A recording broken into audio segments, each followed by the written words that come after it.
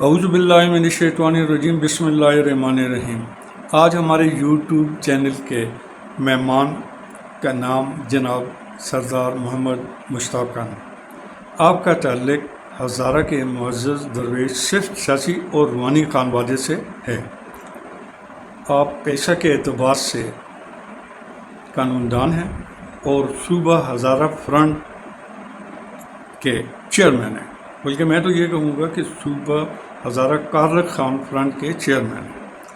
ہم اپنے اسٹوڈیو میں خوش آمدید کہتے ہیں۔ یہ اسٹوڈنٹ لائف سے ہی بڑے ایکٹیو اسٹوڈنٹ لیڈر بھی رہ چکے ہیں، باقی بھی نظام میں انہوں نے بڑھ چڑھ کے حصہ لیتے ہیں، مخلوق خدا کی خدمت، اپنے علاقے کے بارے میں ہر چیز پہ نظر رکھتے ہیں۔ آج ہم نے ان سے صرف ایک سوال کرنا ہے، چونکہ صوبہ ہزارہ اس کی مہم چلا رہے ہیں، تحریک چلا رہے ہیں۔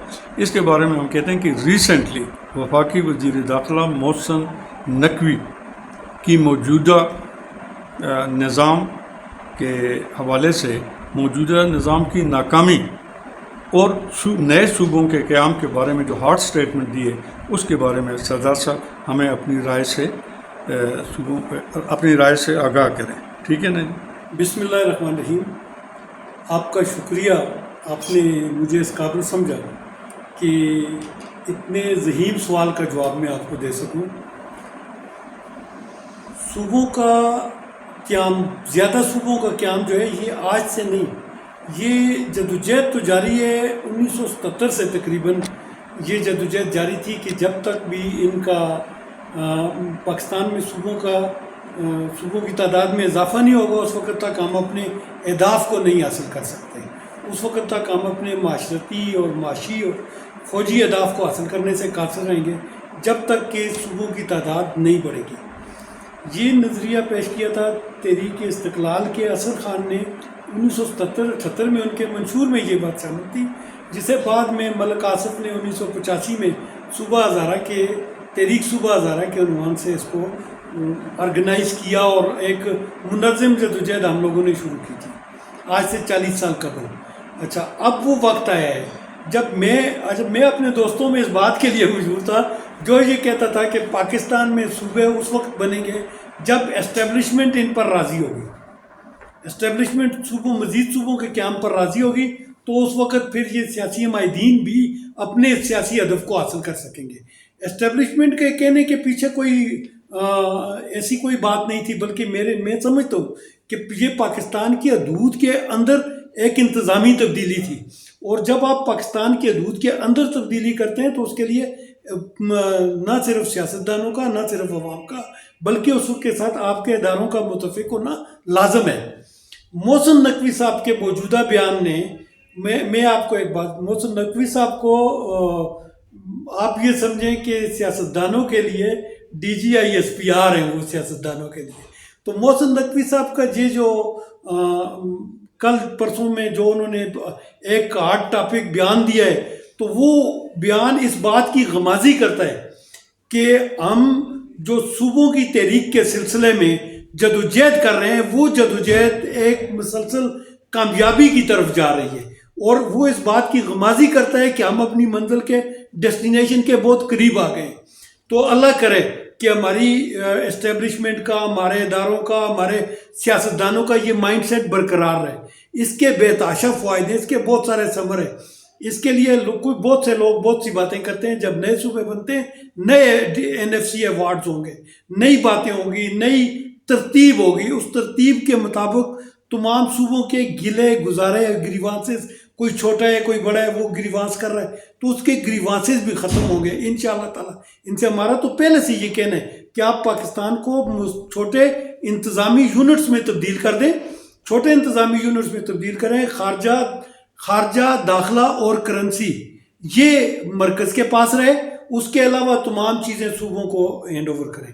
اچھا، جتنے چھوٹے یونٹس ہوں گے ان میں دو باتیں بہت اچھی ہوں گی۔ ایک تو ان میں ایڈمنسٹریٹیولی ان کو آپ آرام سے سنبھالا جا سکے گا۔ دوسرا، یہ جو بیرونی مداخلتیں ہیں، آپ جتنے چھوٹے یونٹ ہوں گے ان میں بیرونی مداخلتوں کے ساتھ بڑے آرام سکون سے نمٹ سکیں گے۔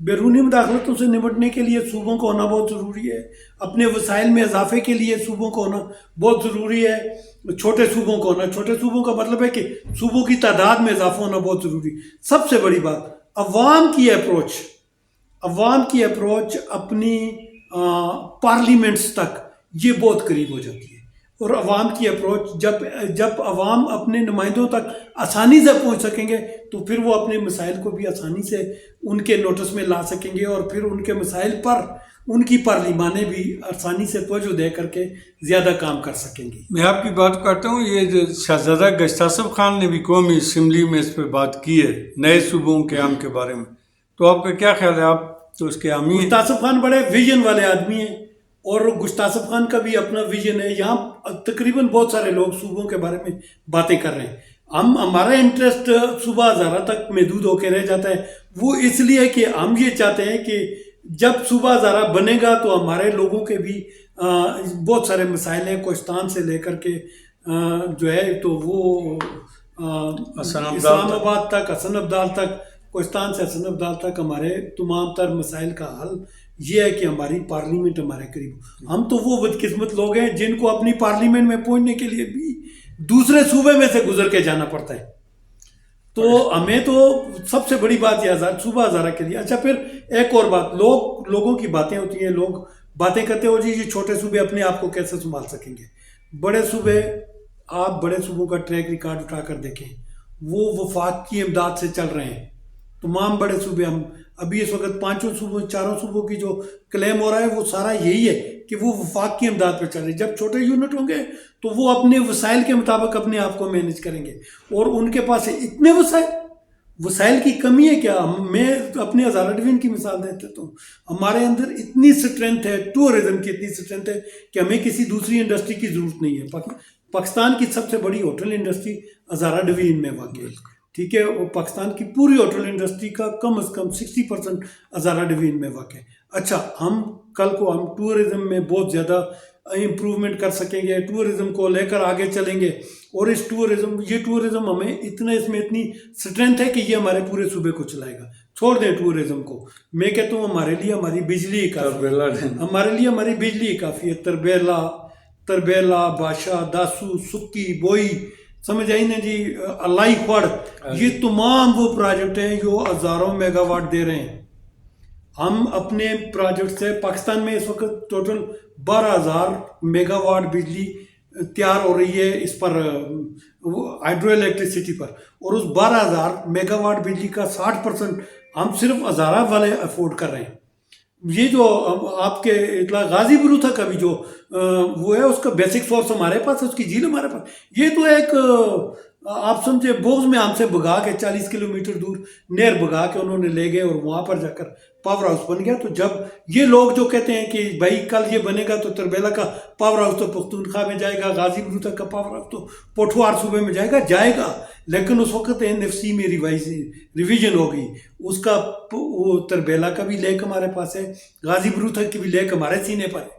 تو جو چیزیں ہمارے سینے پر ہیں ہم اس کا اپنا پراپر حصہ لیں گے۔ آپ اس کو چھوڑ دیں، ہمارے پاس 400 کلومیٹر کا سی پیک ہے، ہم اس 400 کلومیٹر کے دونوں اطراف پر ہم بزنس کے لیے استعمال کریں گے۔ پاکستان کی لائف لائن ہے سردار صاحب، ہم اس کو گلگت کی طرف پر، جس طرح گلگت نے چائنا کے ساتھ ایک فرینڈشپ ٹریڈ سسٹم بنایا ہوا ہے، چائنا گلگت ٹریڈ سسٹم، اسی ٹریڈ سسٹم کو ہم یہاں پہ لائیں گے، اور ہم ہزارہ چائنا ٹریڈ سسٹم بنائیں گے انشاءاللہ تعالیٰ، اس کو ڈیولپمنٹ کریں گے، اور اس پلیٹ فارم سے ہم یہاں پر بڑے بڑے ہاؤسز قائم کر کے کاروبار کی زیادہ مواقع، کاروبار کے لیے زیادہ، جو ہمارے لوگ یہاں سے اٹھ کے نا کراچی اور سندھ اور لاہور میں جاتے ہیں، ہم ان کو یہاں پر روزگار فراہم کریں گے۔ ہمارے 28 لاکھ لوگ اس وقت صرف کراچی میں صرف روزگار کی وجہ سے، تو جب ہم ان کو یہاں پر روزگار کے مواقع فراہم کریں گے تو انشاءاللہ تعالیٰ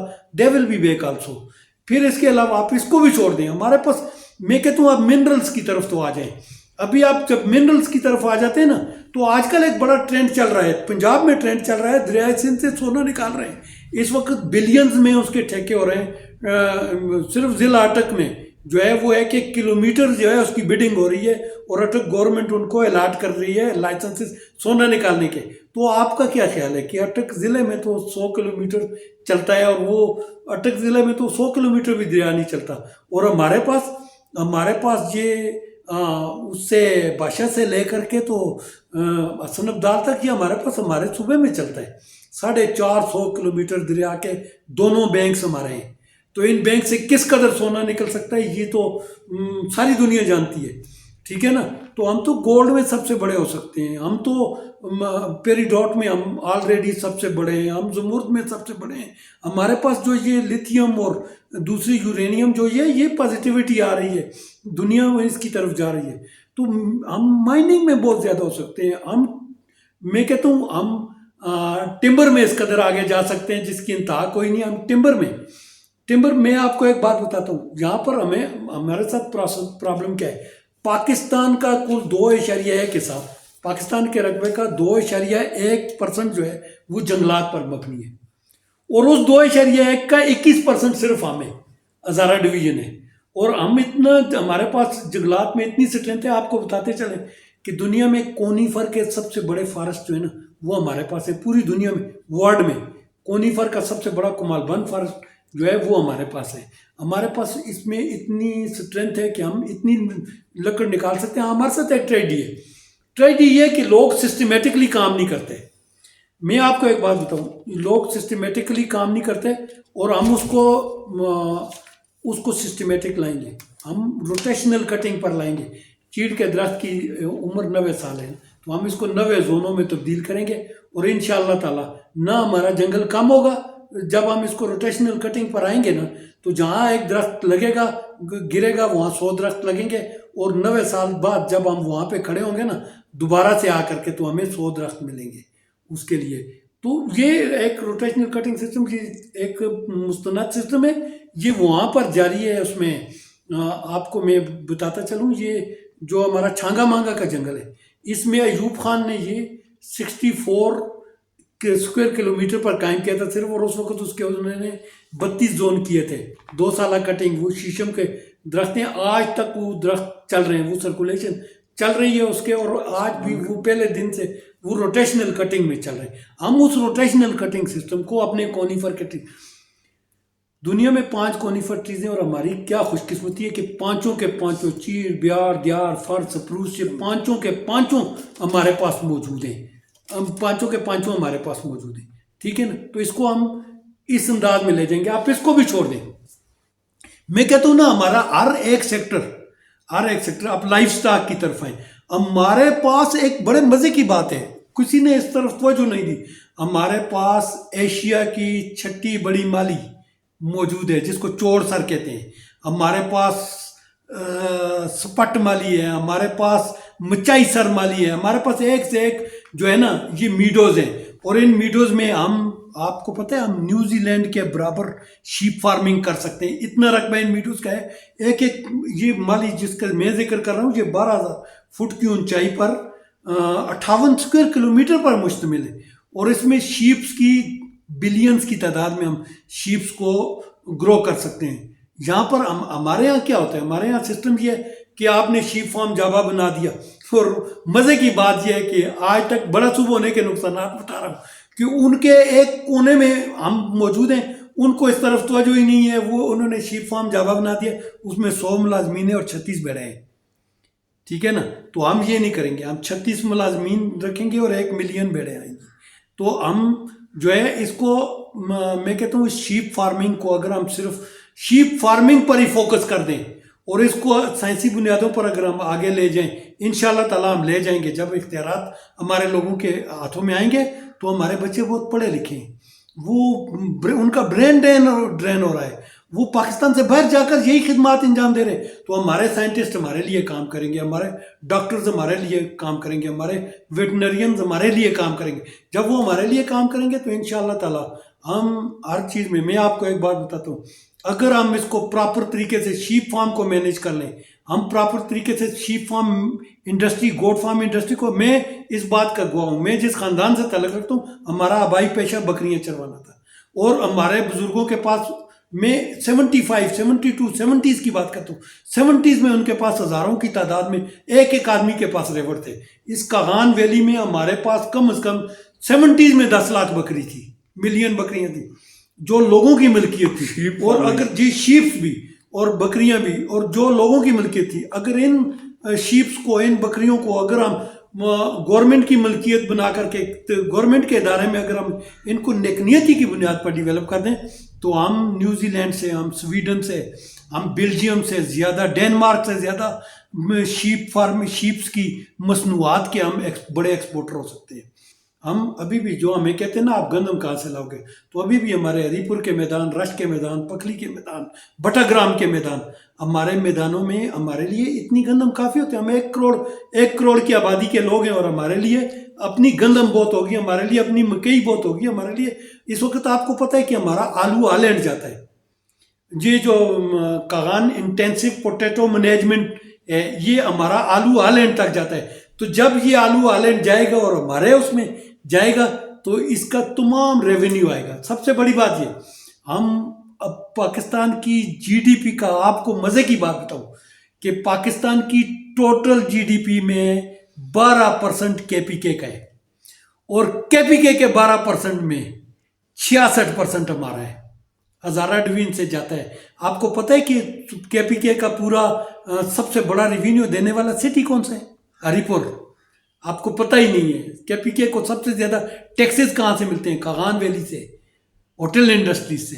ٹھیک ہے نا, تو یہ ہمارے اوپر ڈیپینڈ کرتے ہیں. اس سارے کچھ کو چھوڑ دیں, ہمارے پاس جو جھیلیں ہیں نا, اگر ہم ان میں پراپرلی اپنی گورنمنٹ کے تھرو, اپنی حکومت کے تھرو اگر ہم اس میں پراپرلی فش فارمنگ کریں تو ہم ورلڈ بیسٹ فشز جو ہے ان کے ایکسپورٹر ہو سکتے ہیں. ہم آئس لینڈ سے زیادہ مچھلیاں ایکسپورٹ کر سکتے ہیں. آئس لینڈ دنیا میں مچھلی ایکسپورٹ کو لیڈ کرتا ہے اور اس کی اکانومی جو ہے, اس کی صرف مچھلی کی ایکسپورٹ کی اکانومی پاکستان کی اکانومی سے دوگنا ہے. ہم آئس لینڈ کی اکانومی کو جو ہے وہ کر سکتے